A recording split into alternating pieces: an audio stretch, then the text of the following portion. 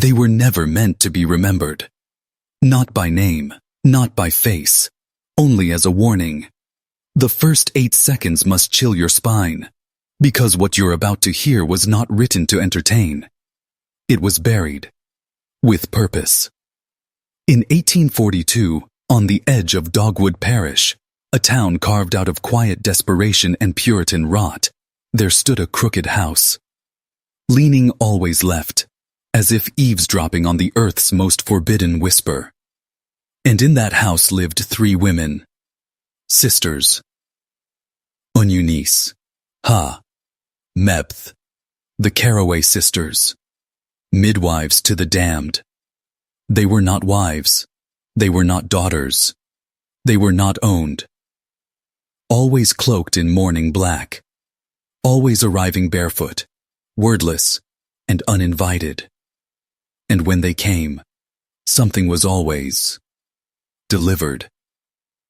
Sometimes it was life. Sometimes something older. The official records of their existence don't begin in any church, not in a census, but in a rusted ledger buried at the base of a weather-worn cross. It didn't list birth weights or happy mothers. It listed losses and initials. Every tragedy signed by 3.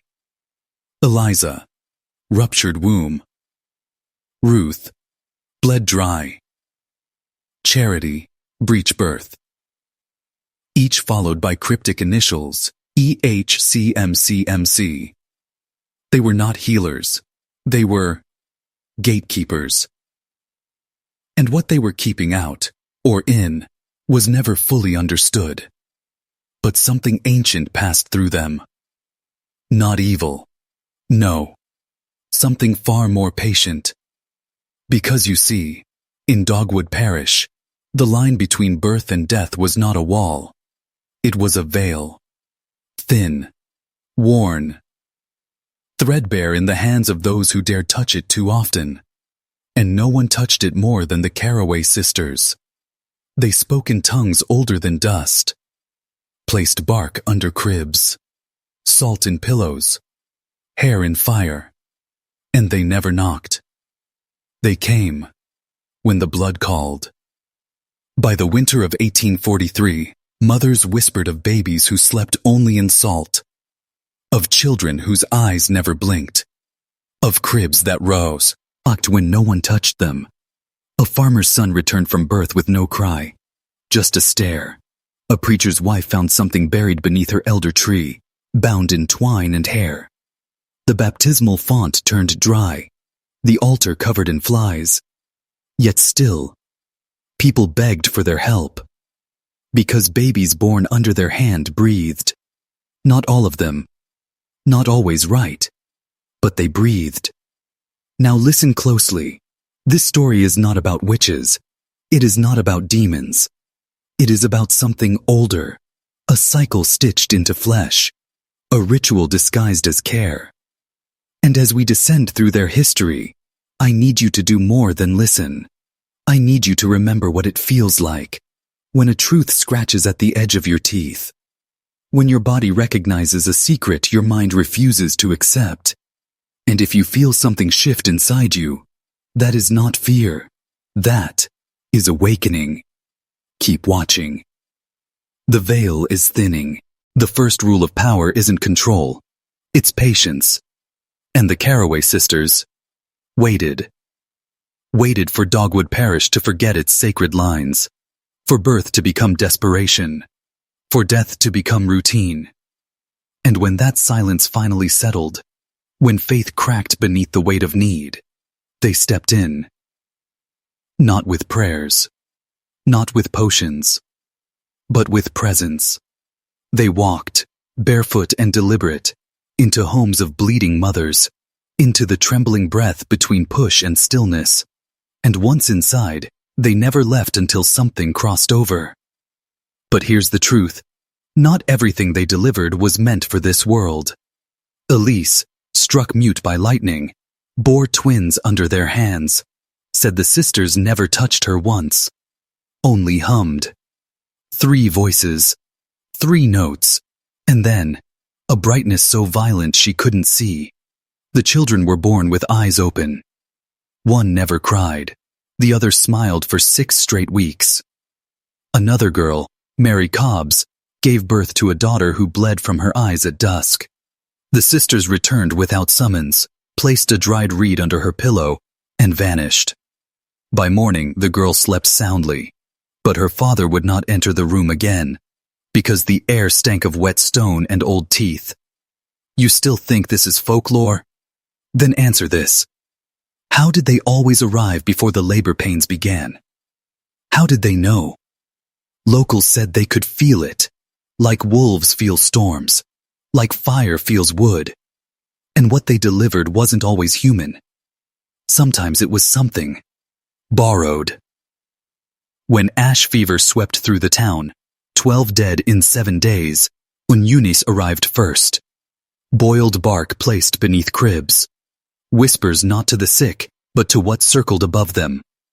Those who lived spoke of hooves in their fever, of cool hands pressing their chest, holding something inside from coming out. One boy, Levi Donald, dared to approach the Carroway house on a dare. He read it, earned changed, barefoot, soaked. His eye turned inward like it saw nothing but bone. He spoke once, just once, wailing. By morning, his hair was white, and the ridge where their house leaned.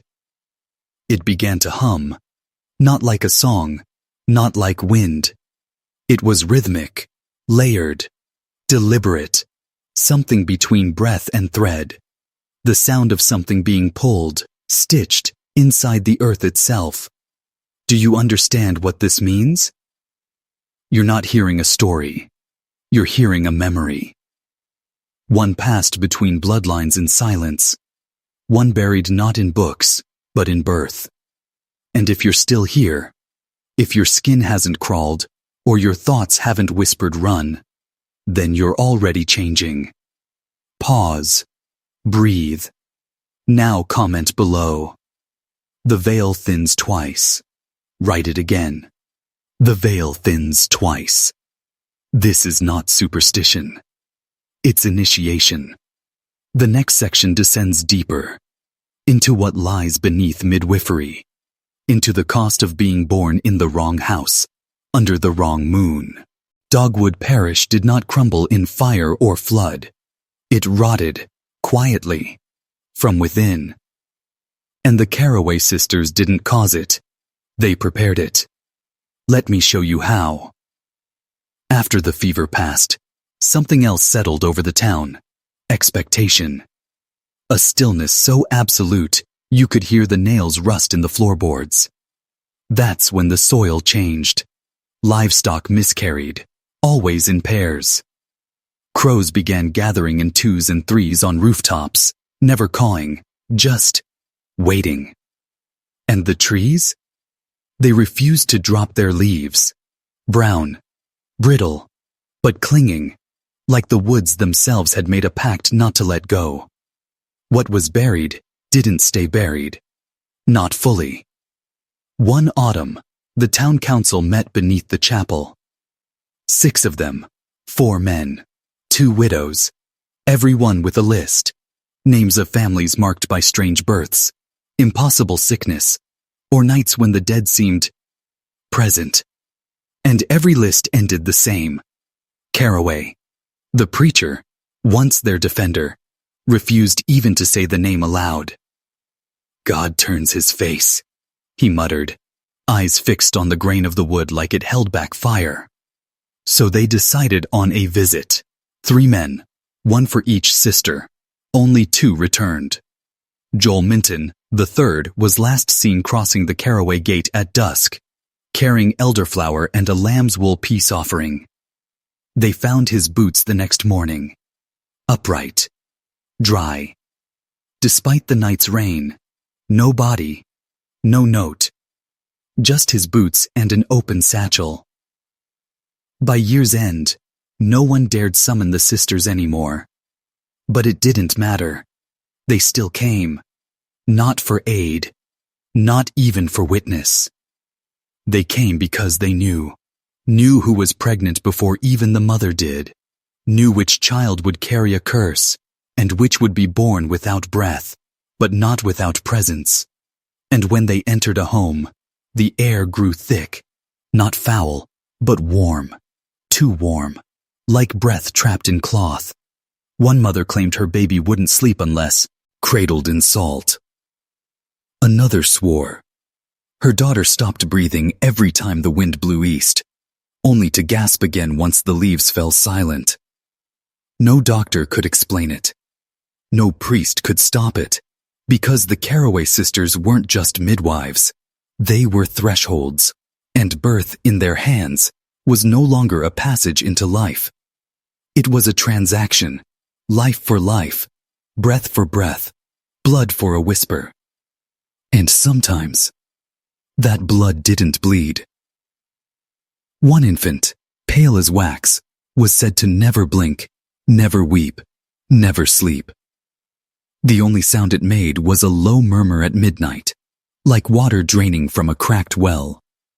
Its mother drowned in the bath a week later. The water clear. The child dry. Still want to believe this was legend? Still want to believe you're safe just because the calendar says otherwise? Then keep watching, because what comes next is not about the past. It's about what remains. There is a lie you've been told since birth, that life begins with a cry, that a newborn's first breath is sacred. But in Dogwood Parish, the first breath wasn't a beginning. It was a summons. You see, the Carroway sisters didn't just deliver children. They delivered echoes. By early 1844, the town's fields dried not from drought, but from dread. Couples stopped sharing beds. Fathers hung iron shears over windows. Mothers whispered not lullabies, but warnings. And still, births continued. Not many, but always strange. One girl delivered twins, eyes open, no sound, breathing in perfect opposition. One inhaled, the other exhaled, constant, unnatural. Another infant was born with skin too translucent to name, hair so pale it vanished in moonlight. His mother had disappeared months earlier, wandered into the woods after her father's funeral. She returned barefoot, dazed, carrying the child. When asked for his name, she answered, "He already has one. They gave it to him." He would not cry. He would not feed. He only watched. Within a week, the entire household fell silent. Not dead, just still.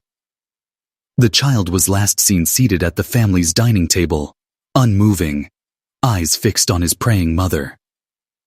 By month's end, the house was empty, curtains drawn. No one dared enter.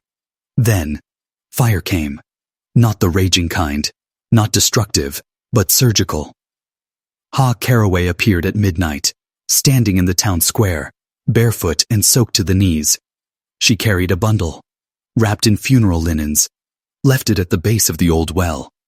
"It belongs to the earth now," she whispered. No one unwrapped it, but flies came fast.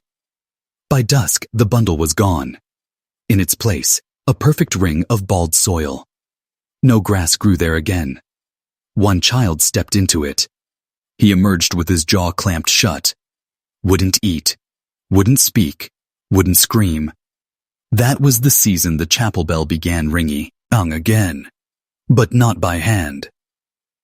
It rang at 3 a.m. One note. Low, hollow, like breath escaping a dying thing. Soon after, milk soured in the pail.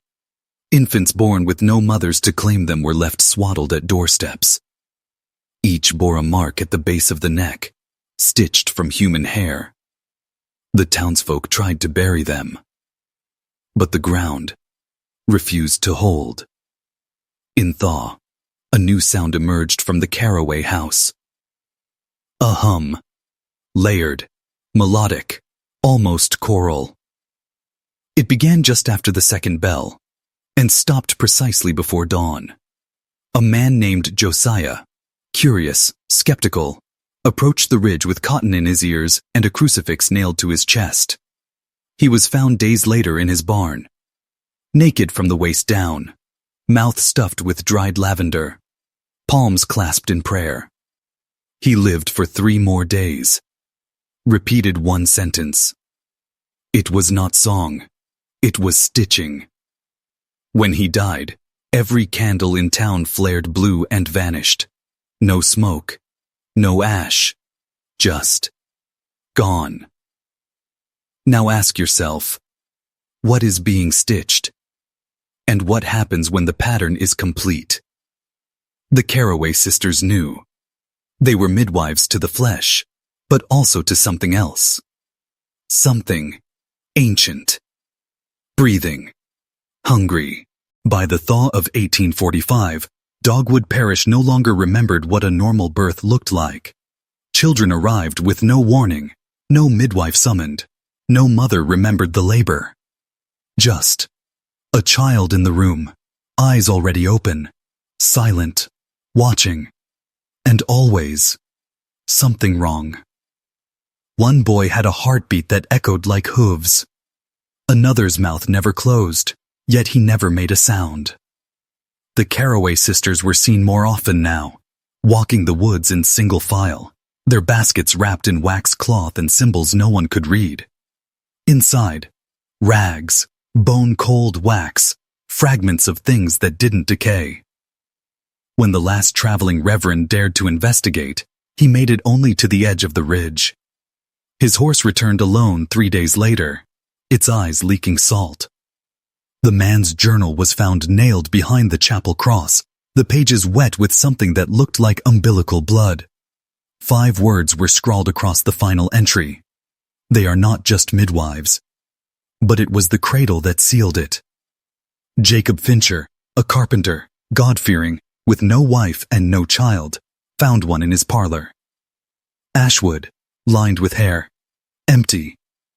The night before, a bowl of black liquid had been left on his doorstep. He threw it in the hearth. The fire didn't catch. That night, footsteps circled his roof. Slow, as if pacing in labor. By morning, every shingle was curled inward. The cradle sat in his living room. Inside it, a single pink tooth. He fled. But the cradle remained. Wouldn't burn. Wouldn't rot. The town buried it. The ground spat it back. Cradles began appearing in other homes. No babies, just impressions in the cloth. Like something had already been there and moved on. But the real horror wasn't the objects. It was the change. Time bent. Clocks ticked backward. Children aged out of sequence. A boy born in April had teeth by May, and whispered in his sleep. And when he did, the windowpane, as fogged, from the outside. That same week, Miriam Whiteley's, a merchant's daughter, found a braid of white hair beneath her bed, tied with milkweed, wrapped in oilskin. The note inside read, "The first breath must not be wasted." Her mother burned it in the stove. The stove hissed, belched smoke in the shape of 3 open hands, and burst. By dawn, Miriam was gone. Her boots left on the windowsill. Laces soaked in honey. No one searched, because the town had learned by then, some children aren't born, they're sent. And not every cradle is a gift. Some are invitations. Others are placeholders. The Carroway sisters were no longer feared as witches. They were something older, more necessary. They kept something at bay by delivering it in pieces. One baby at a time. One stitch at a time. Threading the veil thinner, with every breath that wasn't theirs to give. Now look in your mirror. Ask yourself if your breath was ever truly yours. There's a sound that doesn't carry through air. It travels through blood. Ask the children born after 1845 in Dogwood Parish. They never cried. They never fussed. They simply watched, with wide, dark eyes like wet stones. And behind those eyes, something waited. Mothers kept them swaddled tight, refused to bring them near chapels. One who did claimed the baptismal water turned to steam. Another said her infant's skin blistered beneath the cross. Doctors fled. Midwives went missing, and the town began burying empty coffins, just in case. One schoolteacher recorded the names of her students, only to find the list rewriting itself. Names of children not yet born, or never meant to be. A girl named Mercy bled from the nose every dusk when the ridge faced east. She drew spirals in chalk, unprompted, compulsively, until her fingertips bruised. By then, the Carroway Sisters were only seen at dusk. 3 silhouettes standing at the edge of the cornfields, motionless, arms wrapped in swaddling cloth. Behind them, something shifted in the stalks. Not wind, not animal. Taller than any man. Breathing not with lungs, but memory. The townsfolk stopped speaking aloud. Not from fear, from survival. Because the wind had changed. Not forward, not backward. It circled, low to the earth, curling into keyholes, slipping into firewood, nesting behind eyes. The parish bell, long since fallen, was found again, but not in the tower. It lay in a field, upright, uncracked, atop a mound shaped like an open hand. Soon after, children began humming lullabies they had never learned, melodies that made weather change. Clouds parted when they exhaled, candles dimmed when they blinked. They weren't being taught, they were being remembered. Because memory, in Dogwood Parish, wasn't just a thing you carried. It was a thing that carried you. A mother named Clara hid her infant after hearing it whisper her dead sister's name. She found him sleeping under the bed, surrounded by feathers, his breath sinking with the ticking of the house clock. A man named Abel heard the Carroway song one night. He carved symbols into his walls to drown it out. By morning, his hands were raw, fingernails gone. The symbols had vanished, but the walls hummed without him. This is your moment of descent. If you've made it this far, you are no longer just watching. You are remembering. To those who've awakened, type the phrase, "The breath is not mine," in the comments below. Type it twice. Not for me, for you. It's the only way to lock in the change. Because now you know. Birth is not a beginning. It's a summoning. The cradle was not built to comfort. It was built to contain. And the Carroway Sisters, they weren't midwives. They were gatekeepers. By the turn of 1846, Dogwood Parish had vanished from circuit maps. No cartographer could explain why. No plague, no fire, no war. And yet, the lines were gone, as if the place had never asked to be remembered. Yet something, someone, remained. The Carroway house still leaned left into the earth. Windows blinked in slow, unnatural rhythms. First one, then two, then none. Some nights, all three would glow, but never at once. Like the house was breathing, and beneath it, the parish dreamt. Not sleep, dream. The kind of dream that dreams back. The few who stayed in Dogwood learned to live with the rituals. Bowls appeared on doorsteps, filled with black liquid that smelled of breast milk and rust. No one saw them delivered. But always, they were there. On fence posts, under eaves, inside the hearth. Those who poured them out slept fine. Once. Then came the dreams. Not nightmares. Waking echoes of things that hadn't happened yet. One woman awoke to find she had sewn stitches into her husband's mouth in the night, though she didn't remember doing it. He hadn't resisted. He couldn't. Another man found a name burned into his arm. His unborn daughter's name. She was born 6 days later. Still, but her lips moved all the same. Repeating numbers. The same count that ticked from the Carroway porch each dusk. 41. And always in threes. 3 bowls. 3 breaths. 3 sisters. But what were they? Some said witches. Others said angels. Fallen or rising. But those who knew, those who felt it, spoke the older word. Threadkeepers. Not of cloth, of body, of lineage, of the tether between womb and will. Every breath you've ever taken was stitched to a choice you never made. The Carroways were the needle. The thread was you. A man named Oren, brave and broken, walked to the ridge one moonless night with a question carved into his chest. Whose breath am I? He returned, Ned missing half his teeth, but no blood, only silence.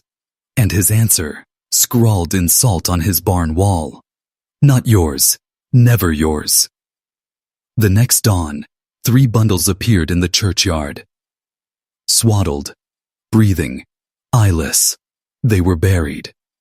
The ground spat them out, not once, not twice, but 3 times, each with a different sound. Laughter, sobbing. The third, a lullaby in reverse. This is what you must understand now. There are births that do not begin with life. They begin with memory. And some children are not born to live. They are born to anchor. The Carroway Sisters didn't deliver babies. They delivered thresholds. Each infant, each bundle, each silent child. A door, a hinge, a binding. And Dogwood Parish? A womb that never stopped laboring. Even now, something waits inside it. To finish what breath began. To cross over. Not into this world, but to become it. And now that you know this, you can't unknow it. They always said the Carroways never left. But maybe, if you've made it this far, understand, you're not just hearing this. You're being written into it. This isn't folklore. This isn't myth. This is inheritance. And the Carroway Sisters? They were never born. They were loosed. Midwives to the damned. Threadkeepers of the breathless. Wombs turned backward, harvesting not life, but return. Because what began in Dogwood Parish was never about children. It was about continuity. About keeping a veil so thin it could tear with a whisper. And tear it did. One child was born without skin, another with too much. A third, delivered with eyes that looked in 4 directions at once, one for each corner of the crib, and the 4th, for what hovered above. Neighbors stopped planting. Time collapsed. Clocks refused their duties. And the fog grew teeth. Then, in spring, a cradle appeared at the base of the chapel steps. This one was not empty. Inside it, a mouth. Not a baby, just a mouth. Breathing, wet, pink, with teeth that grew names instead of roots. It cooed. It sucked the warmth from nearby soil. They buried it in the far field. It returned the next day, closer to town. 3 more times they tried. 3 more times. It came back.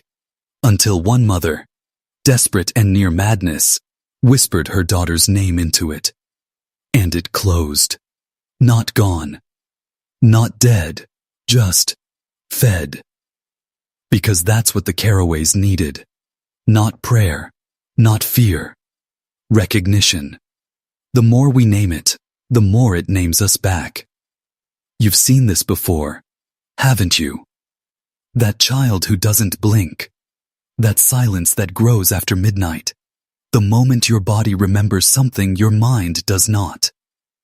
You thought it was just a chill. No. It was thread, stitching you to something older. Each of us has a cradle inside. Some are empty. Some are waiting. Some are full of teeth. The Carroway sisters didn't disappear. They dispersed into bloodlines, into Lola, Labies, into the forgotten places inside us all. You think this ends here. You think this is just a story. Look at your hands.